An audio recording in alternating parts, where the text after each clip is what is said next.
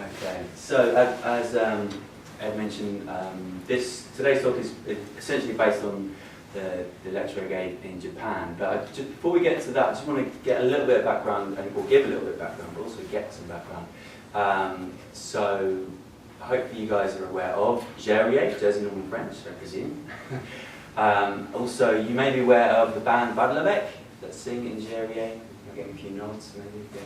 Okay, so I founded Badlabecques, which came out of a commission which Rod was very much to do with, actually, with L'Office de Jersey commissioned me, as I mentioned, to recontextualize 6 traditional Jersey songs to help teach music, to help teach Jersey through music in schools. And so Badlabecques emerged out of that. And yeah, it's been a very interesting journey since then. I've been learning Jersey and been looking at how music can contribute to the process of revitalising what is actually a critically endangered language, but nevertheless a really important and beautiful part of our culture.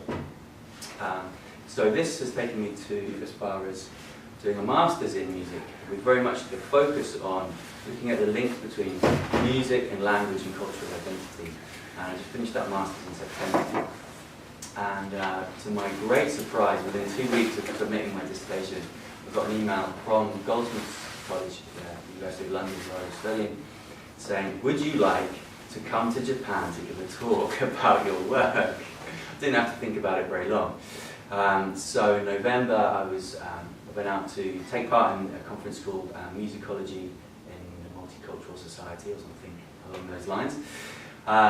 Contributing my lecture to a whole range of talks about all different bizarre studies, from holographic pop stars to people studying moshing in heavy metal crowds, to all kinds of interesting stuff. This talk is essentially a section of my dissertation thesis which focuses on one performance. But actually, before we get to that, I can show you some pretty pictures of my trip. So we got there and we were, there was a little delegation, there was I think 4 professors and 3 students. We were taken on a tour we went to Kyoto first of all, which was really lovely. There were some amazing places, the Golden Pavilion, Nanzenji is another Buddhist temple, and what else did we do? Oh, we had sushi, of course, some amazing sushi.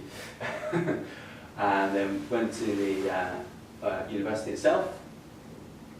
Made some friends with my new Japanese professor friends, Professor Wejima and Ito. And that's it. There you go. A few of the conference speakers and delegates, and yeah, we had a great time. It was brilliant. An amazing experience, and I highly recommend going to Japan.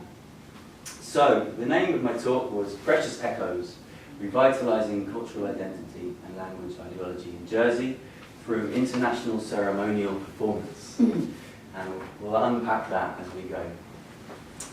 So, with half the world's languages endangered, many academics and activists are working towards language safeguarding and revitalisation, but few studies have looked in depth at the potential role of music in this process. And I've been exploring how music research and applied creative interventions can influence cultural identity and encourage language revitalisation, with a particular focus on the endangered languages area in Jersey. So, in this paper, I'll begin with a brief summary of the theoretical ideas behind my work, followed by an overview of the historical and cultural context. Hopefully you guys won't need too much for that. And I'll then focus on one particular performance, which serves as a practical example of the potential role music can play in language activism. So certain key concepts underpin this work. Firstly, that culture itself, as a definition, is not a fixed thing, but it is unbounded, contested and negotiated, historically produced over time. So indeed, every language, and of course music, is subject to this cultural evolution fought out in everyday life, where relations of power are exercised. Similarly, both collective and individual identity is a process constructed through time. So this is the kind of non-essentialist, constructivist approach to identity, which most psychologists would, well, essentially all established psychologists these days generally go along with. So many musicologists, such as Simon Frith, have explored how this constructivist definition of identity relates to the experience of music. That music doesn't just reflect values and identities, but it constructs a social experience, and listeners then adopt positions and take on identities in the course of performing the meaning of this experience to themselves. And central to this idea is the sense in which aesthetics embody ethics, an understanding of individuality, social relations, and cultural ideals form constitutive elements of a musical aesthetic, on the basis of which ethical codes and social ideologies are understood. So musical sounds thus communicate, mobilize, and organize collective identities in context. And the other important concept is the idea of language ideology. So collective individual attitudes towards language, and therefore culture, can take the form of certain mental states or behavioural responses. But beneath that move the more abstract structures of language ideology, which envision links of language to group and personal identity, to aesthetics, to morality, and even to epistemology. This has inevitable consequences where language use is contested. So, understanding, engaging with, and reshaping language ideology is clearly necessary in language revitalisation. What is language for? Why should we bother saying Nigeria? Why don't we just all speak English? That's the kind of, they're the kind of issues you're dealing with when you're dealing with language ideology. This has inevitable, sorry, read that bit. It's also important to question why we should revitalise the language in the first place. There are three main reasons for this. The safeguarding of intangible cultural heritage, which is something that UNESCO has established as a concept. So essentially looking at the academic and scientific value of minority languages, which contribute to linguistic and cultural diversity around the world. Like I say, there are 3,000 languages in the world that are currently endangered. Right. Secondly, the cognitive, intellectual, social and economic merits of bilingualism in general. So it's good to have a second language, no matter what that language is. It's good for you, good for your brain, and there are lots of good things that go along with that. And thirdly, and perhaps most importantly for Jersey, the promotion and maintenance of positive local cultural identity. So a sense of community could be fostered via the shared cultural identity embodied in a linguistic community, which brings social cohesion and political and economic value. This could take a non-exclusive approach to its membership, where anyone can connect to this identity via an engagement with the language, creating fictive kinship that transcends perceived social, cultural, and genetic boundaries in a globalized, cosmopolitan, multicultural world.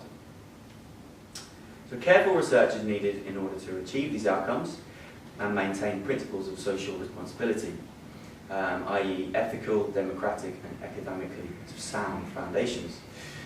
There could be a danger of top-down governmental paternalism, political manipulation, and even problematic nationalism. What language and cultural identity do people really want and need? Clearly, every community will need to address these issues for themselves. So, go on to a little bit to, oh look, these are the pretty pictures I showed of Jersey.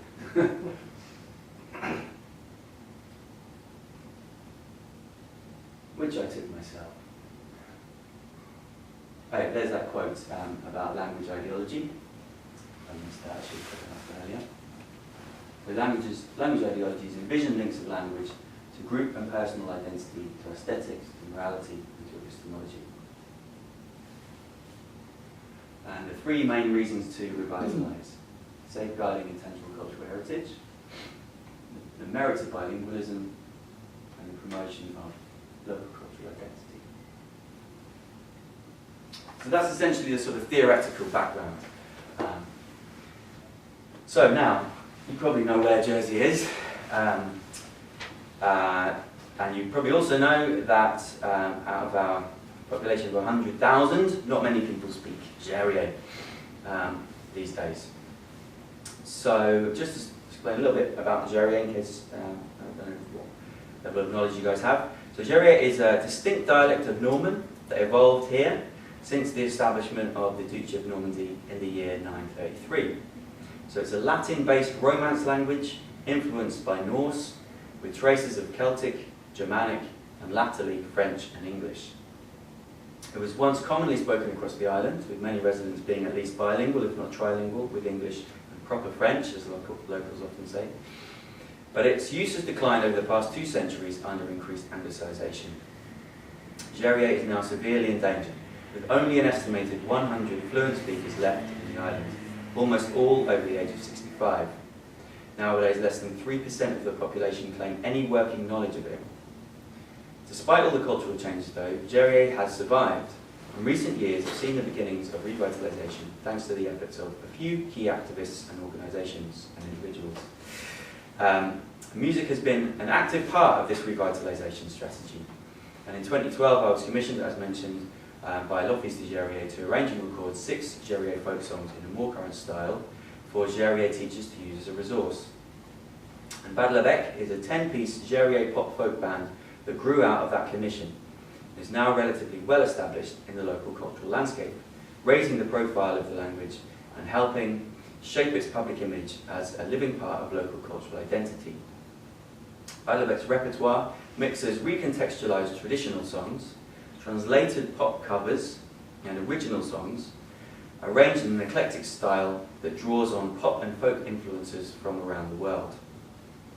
And at this early stage of revitalisation, there's a real need to engage with the public and address issues of language ideology and local identity, not simply to teach about the language and its history, but to present a positive vision of how Gérié can contribute to the richness of our society for the future, to help people identify with the language and appreciate it as a cultural asset both personally and collectively. There is a process of community education going on, so large public events become important forums for engaging in this process wherever possible. And this brings me on to the Island Games opening ceremony. We all here in the summer when we had the Island Games, a big event for Jersey, and a really important opportunity for Gérié as well. So the Island Games are a biennial international multi-sport event for small islands organised by the International Island Games Association. The 2015 Island Games were held here, as you know, involving 24 islands and 2,700 athletes from around the world. The opening ceremony was designed to welcome athletes to the island with a suitable mix of tradition and celebration. Oh yeah, that's right. And this is a quote from their website. So we'll focus, obviously the idea was it did focus, on what makes Jersey unique. It was held on the 27th of June 2015 with a live audience of 6,000 and several thousand more watching and listening elsewhere. As planned cultural events go in Jersey, this was as big as is ever likely to happen in the island. It's difficult to ascertain how much of the population engaged with the ceremony and how influential it was, but it's certainly significant that most important organisations that are themselves components of local structures of power, including government, education, police, major local businesses, sports and youth clubs, and local media, put a great deal of emphasis and attention on it, as well as resources. Both music and Gérié were key elements of the ceremony, which provides an interesting example of the current status of music and language in the conscious celebration and construction of Jersey's cultural identity, both within local society and also in the representation of that identity to an international audience.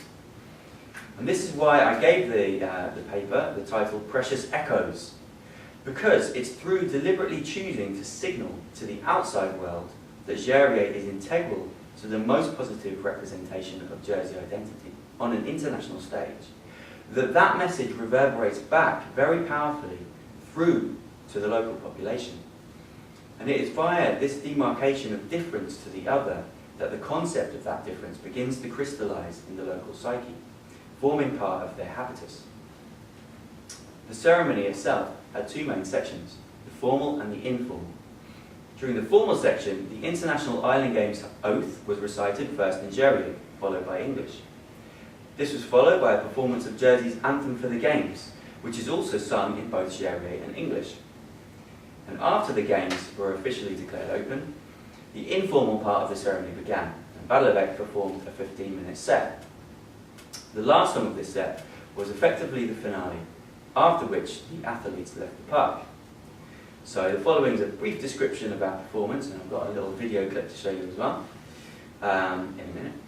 So, knowing that very few audience members would speak any Gerrier or recognise our traditional songs, our approach was to make the music as accessible as possible. Using a combination of danceable rhythms, familiar pop folk sounds, simple melodic phrases, constant musical developments to maintain interest, audience interaction, and 2 translated cover versions of well-known songs. At a basic level, the words form a musical, emotional, performative sound event that theoretically does not need to be understood to be enjoyed. There were also 2 short pauses between the songs in which I could explain a certain amount in English. So the first song was a traditional four-bitter called Tandis que bois me d'hiver. Our version is considerably faster than is usually sung, and the high energy works as a good opener at most gigs. The song, it translates, by the way, as "a good sailor drinks while he waits," i.e. so it's to be sung on land during bad weather. And the second song was Jean Grosjean, which is one of the oldest regional folk songs we play. It's really of anonymous origin. Various versions are known across Normandy and Guernsey. But our version, again, is up-tempo, in Gerrier, and it's got a kind of Latin groove to it on the drums and percussion. And a varied arrangement alternates between a vocal chant, the main melody, and an instrumental riff in a relative minor. There is also a key change, an extended outro, and a segue into the next song, which the crowd would hopefully recognise as the famous pop song I Like to Move It, which we sing the Gerrier equivalent, of course. J'aime bien muchi muchi. So again, this is all about keeping the interest, keeping it varied and upbeat and engaging. And then the finale was a real one-off for us as a band. It was a cover version of With a Little Help from My Friends by the Beatles. So I had the idea to do this song as soon as we were asked to play at the ceremony. Les Amis, which is French for the Friends, as I'm sure you know, is a local organisation that supports local adults with learning disabilities and/or associated conditions. And I attended their Christmas concert in December 2014 and asked them if they'd be willing to perform with us. Once I had the invite myself, I thought they'd be great. So I got in touch and proposed this song. And as a well-known sing-along song with a positive message of community and friendship, both Les Amis and the Isle Games organising committee were happy with the song choice. So we focused on getting the choir to learn just the chorus in Gerrier. I had ambitions of teaching them the whole song, but we realised that actually focusing on that chorus and making that really work well was the best way forward. So as you'll hear, it was very effective. And the arrangement for the band was similar to the original track, with the addition of the Les Amis choir, along with the children's choir, the Fleur de Lis signing choir, and the Jersey Youth Orchestra. So in total, over 100 performers were involved, adults and children. Badlabecques sung the first 2 verses in Gerrier, accompanied by the choirs for the chorus. We then switched to English for most of the rest of the song, and after the final chorus, the band vamped on 3 chords as an outro, and the choirs and backing vocals exchanged 2 alternating phrases in English and Gerrier. So over the top of this, I sang all the names of the 24 islands competing at the Island Games, ending on Jersey with a final flourish from the band. Now, how are we doing for time? Probably got, I think it's 4 minutes, so we've probably got just about time to, that's later, to play the song. A bit of time for Q&A, I guess. So, here we go. The finale from our performance.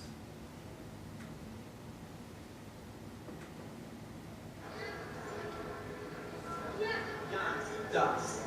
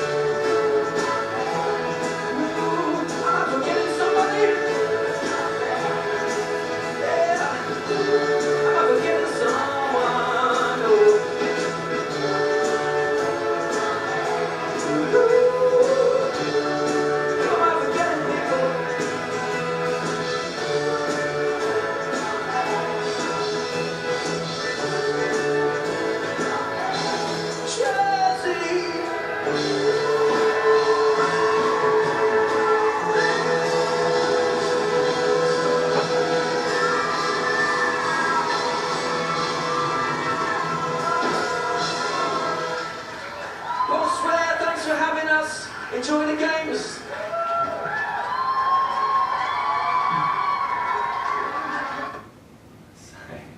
There you go. So the feedback on Badlabecques' performance at the ceremony was overwhelmingly favourable. The public profile of Jarier was raised both internationally and locally, and by linking the language with the collective celebration of local identity, including all the positive community values associated with such an event, a monolingual language ideology was inherently, though not overtly, challenged. Jarier was put in the limelight via music, potentially increasing identification with it as a key element of distinctive local cultural identity. This is true for the audience as well as the various performers involved, the youth orchestra and choirs, and the band, of course. And not long after the ceremony, I received a thank you letter from Sean Findlay, who's the managing director of Les Amis, which said it was an amazing experience for the people involved. He said, "Rest assured, the buzz and excitement that has been going around Les Amis in the past week will continue for some time, and it's credit to your vision and inspiration to involve adults with learning disabilities and showcasing Jersey as an inclusive island."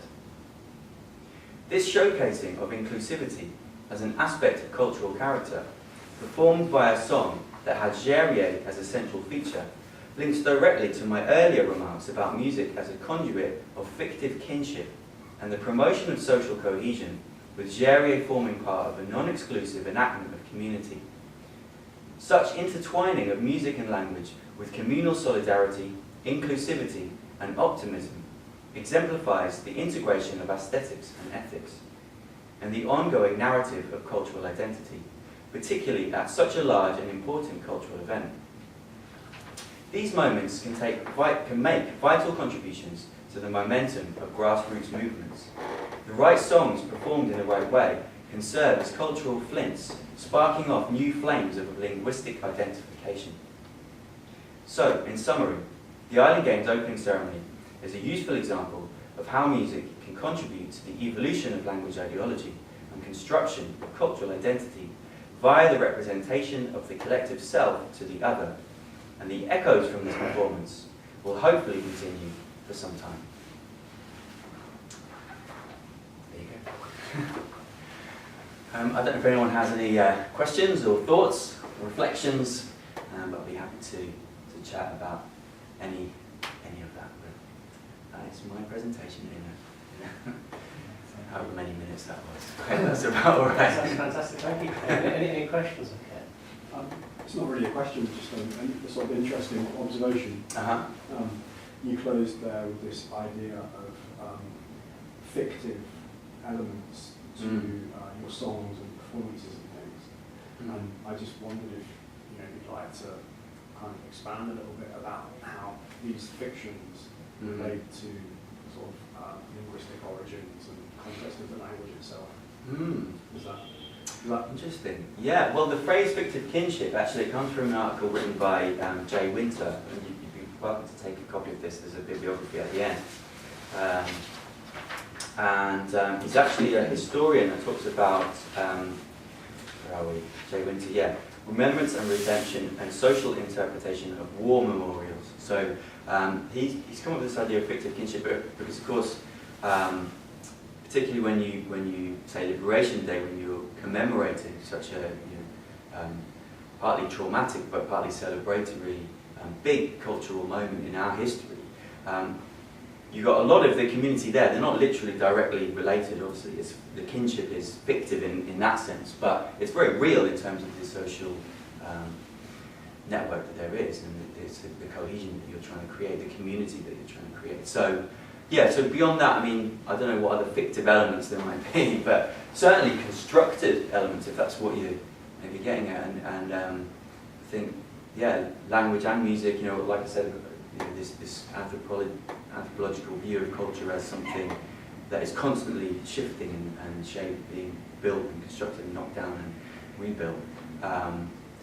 There can be a very contrived element of that, and I think that when you're talking about language revitalization and the idea of trying to shape community or shape identity even, then you are potentially on dangerous ground in terms of what you're doing there and what kind of how manipulative you might be being, and that's why I think it's really important to always go back to the kind of democratic principles and the kind of ethical ideals that one should have, and academic ideals that one should have about always engaging with the community and working with what is positive and what's helpful and what is wanted, actually. So, yeah, I don't know if that answers the question at all. Well, I just think it's fascinating. It's my take-home concept, if you like, it's fictive kinship. So. Right, yeah. Well, check out the Jay Winter article.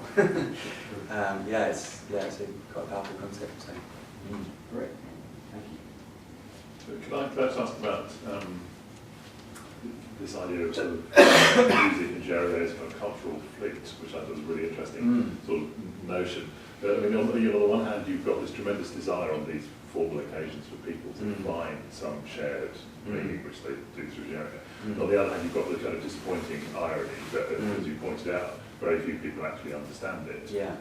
And so the assumption is that this is a kind of staging post to something bigger in the future. Absolutely. And I just wondered if you had any observations, because you also mentioned that you were learning Jerry as a musician who's come to discover the possibilities of Jerry artistically, but also as somebody who's a kind of language student and undertaking that first step. I wondered if you had any thoughts about what it was like to be a Jerry learner and how you're getting on. Yeah, it's difficult. Yeah, I started in 2012, and I'm still conversationally very basic level of Jerry, and that's partly, really, because of the practical challenges. With all the best will in the world, it's to really learn a language, you need that sort of immersive experience, and it's really hard to get that experience. So that's where music can help, of course, because it certainly helped me to be learning the songs and be connecting to the language through the music. But also, yeah, people can have a CD on in their kitchen and connect to it that way. Certainly identify with it that way. Hopefully, maybe pick up a few words. But yeah, this is a massive challenge, and how we bridge the gap between where we are now and where we want to be is really the focus of some of this work, but certainly all the activists that, L'Office de Gérer, l'Assemblée, all these groups that are trying to keep the language alive.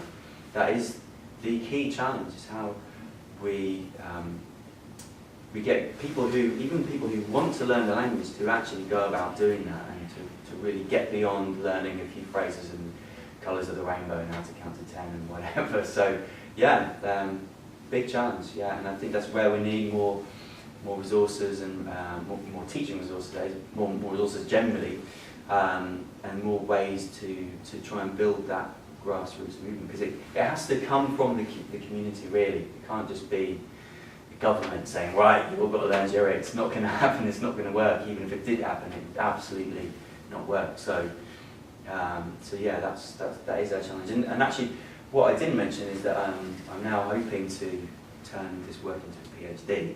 And I've just found out this morning that I've got past the first round towards getting that funded, which is great news.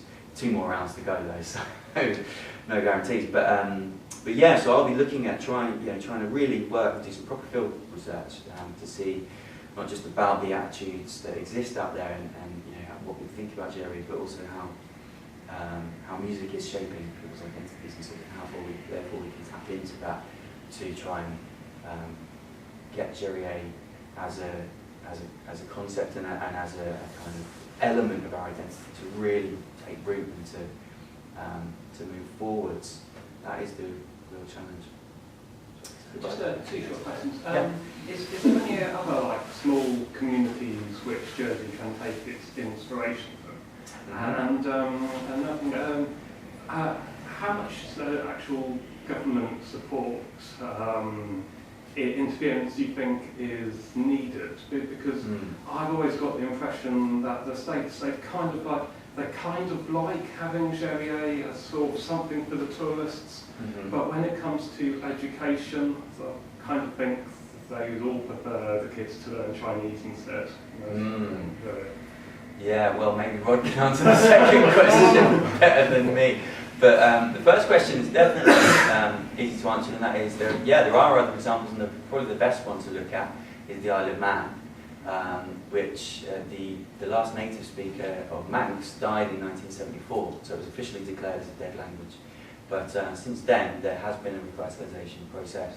There are now a couple of thousand fluent speakers. There's an immersion school, a primary school that teaches entirely in Manx, and it's a really positive part of the cultural identity there. It's still challenged though. I've heard recent things about the numbers, sort of levelling off and whatnot. That they've still got challenges to maintain that and to move that forwards. But they've done an amazing job, and music's been a big part of that as well. So yeah, that's a great example. And there are others around the world, but that's probably the best one. That's kind of analogous to Jersey being an island, a small community, etc. And British, dealing with kind of British culture and that Anglicisation that happened. So yeah, and our some of our states members and local activists have been to the Isle of Man. I'm not sure if you've been to the Isle of Man. Well, there you go. So seen some of the good work that was there. I don't know if you want to take on the second one. Yeah, I mean, I suppose the state's funds lobbies to Gerier to provide just under 3 teachers, 2.8 teachers to teach. I mean, I suppose one of the challenges is the position of Gerier within the curriculum, because there's a sort of feeling, I think, within schools that there's plenty of compulsory things they've got to teach on their plate, without making sort of Gerier, as Kit was saying, a compulsory government-ordered thing. So I suppose one of the challenges for parents thinking about which languages they want their children to speak is what the kind of relevance of Gerier is. As you say, it's not really possible to go out and transact a lot in Gerier. And I think that's one of the challenges that people, if they want to learn Chinese, probably want to do it for, I don't know, job prospects, or you want to learn Italian because you want to go to Verona on holiday or whatever. And I think there is the kind of practical challenge of motivation for learning Gerier. And I think everything you were saying about the cultural motivation seems to me to be very, very strong. Yeah. That it's good to know some Gerier to understand better the island. It's good to have some Gerier to have share in these kind of communal experiences. The problem, I think, is to find reasons for learning Gerier which people think of as being daily opportunities to have conversations and interact. And your challenge in terms of a learner is kind of quite a typical one. Yeah. So, I mean, I think the states makes a significant contribution to trying to preserve Gerier, I think, but not to the extent, as you're saying, that the Isle of Man does, where there's a tremendous sort of Isle of Man programme in the primary school that teaches the curriculum entirely in Manx. Is a good example of a greater degree of commitment. But I suppose in the end, it's a question of what the public demand, what sort of pressure there is for greater resources to be put into Gerier than, for example, into the library or to the any other beneficiary of cultural funding in the island. Exactly, yeah. That's it, and that's what it comes down to, is that democratic grassroots movement. The community really want it, and that's what activists like myself really have to be aiming at, is getting enough people to care enough about it to say, let's put not just government funds, not just throwing money at it, but to get involved and to start learning and start being part of that community. That there is a Gerier community, largely formed of Gerier speakers that aren't necessarily all particularly activists. Many of them are kind of resigned to being the last generation. Some of them aren't, many of them aren't, and that's good. but some of them are. So to get people to join that community, to be learners, and to go to, you can go to the old event. There are, there's, I think it's Thursday morning across the coffee. There's a Tuesday night at the Delphi. You can drop in and just sit around and listen to conversation and try and learn, learn a few words or whatever. But it's getting those that movement, that momentum to build, which is the challenge. And certainly one of the things that I'd hope to achieve throughout my PhD is to set up music projects that can do that. So looking at maybe some songwriting projects with schools, or working with choirs, or there's different ideas. But we'll have to see whether that can be my contribution. But even then, I've still got to be learning. And it's sort of ironic as an ambassador of the language to be so limited as a speaker myself. It's a real challenge. It's difficult, but it's good work that we believe in. So we'll keep going for it, and certainly would appreciate everyone else's support and positivity on that. So thank you very much. Sorry, Kevin. Yeah, just briefly. Did I hear correctly that you used the statistic there of potentially as few as 100 fluent speakers? Yeah, it's around that. Yeah, exactly. So is that's a recent? Yeah, I'm not sure how recent the specific research is done, but that is the kind of number that people in the Jere community at the moment seem to be, pretty sure of. And most of those will be over 65, so not having children, not passing on that to their children. That's the key issue, obviously, that is that intergenerational exchange, which is what we need to be looking at. Yeah, presumably fluency is quite a difficult definition. But sure, yeah, exactly. So and that is the other question as well, is like, okay, so even if all of Jersey was on board and saying let's do this and let's keep Jere alive, to what extent do you keep it alive?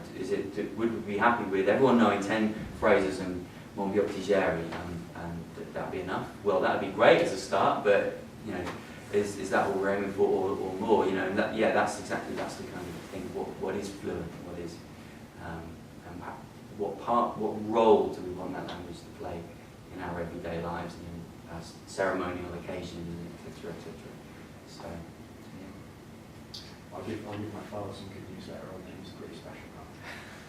yeah, right. So is he a Jere speaker then? He's one of the two. I'll learn some songs. Cool.